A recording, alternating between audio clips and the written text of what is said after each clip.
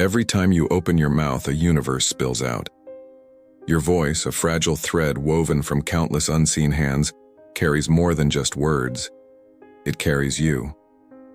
It's not something you dwell on, the way your tongue curls around a syllable, or the faint tremor in your pitch when you're unsure. Yet in those fleeting sounds, a story unfolds, one you might not even recognize as your own. Think about the last stranger who heard you speak. Before your sentence landed, their mind had already begun sketching a portrait, bold or timid, sharp or soft, a figure shaped by echoes you barely control. We like to believe our words are ours alone, chosen freely from a well of thought. But what if they're less a creation and more a shadow, cast by forces we've long stopped noticing? Your voice didn't begin with you. It was born in the murmurs of your earliest days, sculpted by the cadence of a parent's lullaby or the clipped commands of a teacher's voice. The world around you pressed its fingers into that clay too. A song you couldn't stop humming, a phrase you borrowed from a friend. These fragments lodged deep, becoming part of how you sound. And then there's the weight of belonging, subtle but relentless. You learned early which tones opened doors and which ones closed them, adapting without ever deciding to.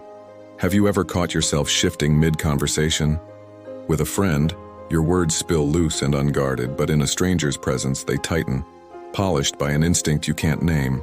This dance isn't random. It's ancient, wired into us. Our brains hum with the need to mirror, to align, to find harmony in the voices we meet. Science tells us this happens in an instant, a flicker of neurons syncing your rhythm to theirs.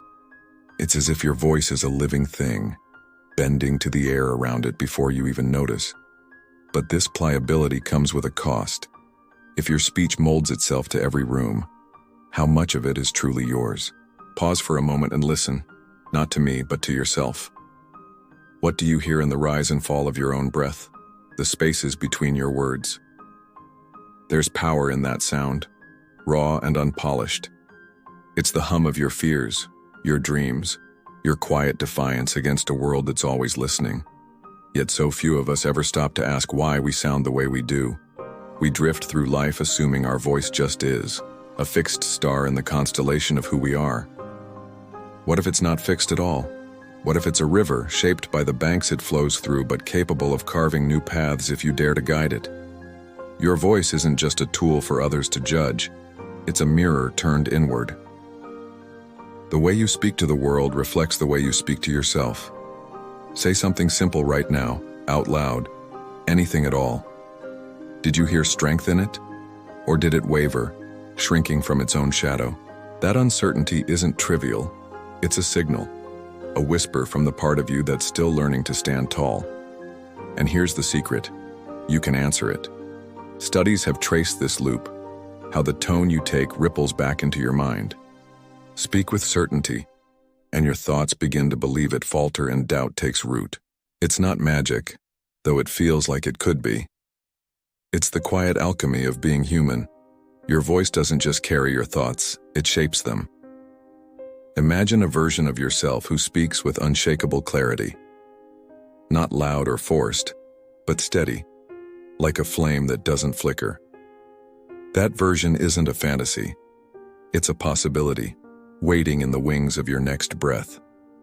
All it asks is that you listen, really listen, to what you've been saying all along. Now think about the voices that move you, the ones that linger long after they've gone silent. A teacher's gentle insistence, a leader's measured calm. What makes them stay? It's not just the words, though those matter. It's the texture, the weight, the way they land like stones dropped into still water. Researchers have peered into this mystery, mapping how our brains light up at certain sounds. A low, resonant tone sparks trust. A rushed stammer dims it. This isn't fair, of course. Judgment shouldn't hinge on something so fragile. Yet it does every day in every fleeting exchange. Walk into a room full of strangers and say a single sentence. Before your lips close, they've decided who you are, or who they think you are.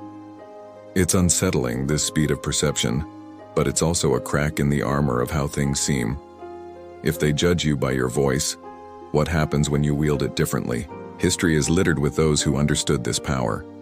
A man once stammered through his youth, only to forge a voice that rallied nations. Churchill didn't inherit his thunder. He built it. You don't need a stage or a war to do the same. Every conversation is a chance to refine the instrument you've been given. Start small. Slow your words. Let them breathe. A pause isn't weakness. It's a signal that you're not afraid to hold the silence. Or try this. Speak from your chest, not your throat, and feel the difference. It's subtle at first, but it grows, a sound that fills the space instead of fleeing it. These aren't tricks. They're awakenings. You're not inventing a new voice. You're uncovering the one that's been waiting. And here's where it deepens. The world doesn't just hear you. It shapes you back. Every accent, every rhythm carries a story others read into you, fair or not. Some voices are crowned with authority by birth, others dismissed without a second thought.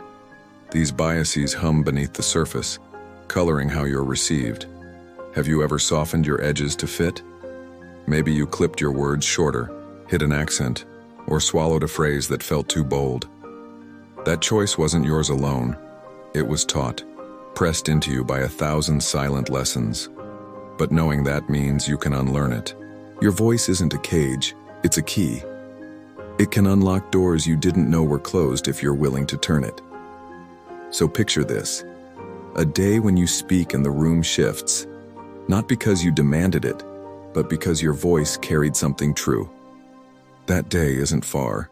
It's already in you, stirring. What holds you back isn't the sound itself, but the story you've told yourself about it. Rewrite that story, and the sound will follow. This isn't about perfection, there's no such thing. It's about presence, about claiming the space your voice was always meant to hold. And it's not just others who'll notice, you will too. The first time you hear yourself and think, that's me, it changes everything.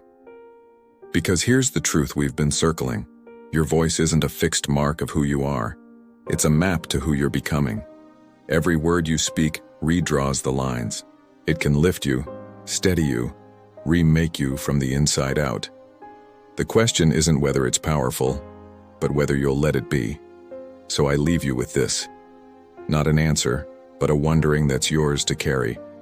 What would shift in your life if you spoke not just to be heard, but to be remembered?